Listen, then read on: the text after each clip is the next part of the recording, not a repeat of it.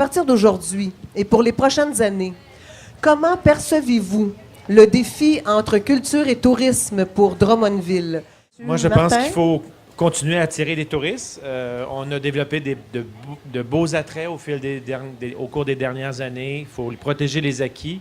Mais moi, je trouve qu'il faut que les créateurs soient alentour, soient intégrés dans ces attraits-là et ces organisations-là. Un conseil d'administration qui n'a pas de créateurs alentour de la table, ça met en péril, à mon avis, le développement de l'organisation.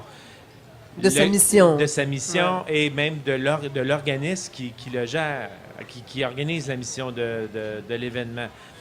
Le Drummondville aujourd'hui, c'est pas le même qu'il y a 15 ans et on a aussi des compétiteurs qui sont différents.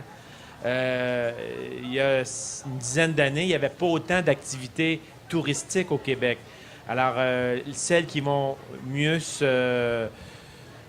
sortir du lot vont être celles qui vont être capables d'innover. Et pour innover, ce n'est pas nécessairement un comptable qui sait faire ça le mieux.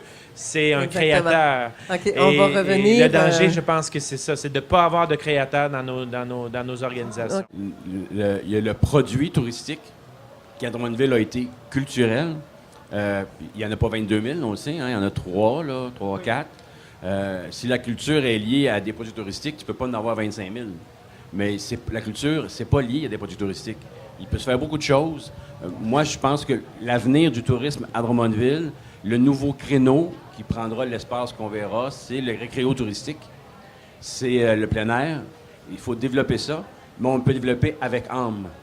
Parce qu'on a des espaces qu'on peut rendre beaux. Et là, les artistes vont être importants.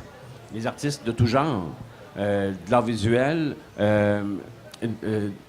j'allais dire l'agriculture, mais je pense au Manoir Traîne, que j'aimerais bien voir devenir une fenêtre pour les jardins aménagés du centre du Québec. Je pense à Kings Falls, mais peut-être d'ailleurs. Ce serait faire une collaboration, ouvrir tendre la main à d'autres événements et à d'autres lieux touristiques. Mais l'avenir, ça va être récréo touristique en tourisme, le créneau à développer. Pour le restant, il va falloir faire de créativité.